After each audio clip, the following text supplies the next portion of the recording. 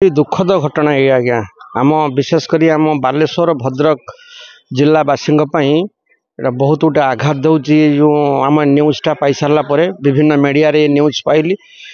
ये आज्ञा जो बांगरी पशी छाड़ुची जाऊँगी पुरी आम जो मैंने ऑफिस कार्य कर विशेषकर कटक भुवनेश्वर जो अन्य कार्य अच्छी ये सबुठ भल थिला अति सुइटेबल ट्रेन आम पाई सुइटेबल टाइम थिला किंतु एबे जो न्यूज माने बाहर कि सरकार एमती गोटे सिद्धांत नौ आम यात्री मत आघात दौर ठीक समय 7:45 छाड़ूला भुवनेश्वर 10टा बेले पहुँच जाऊला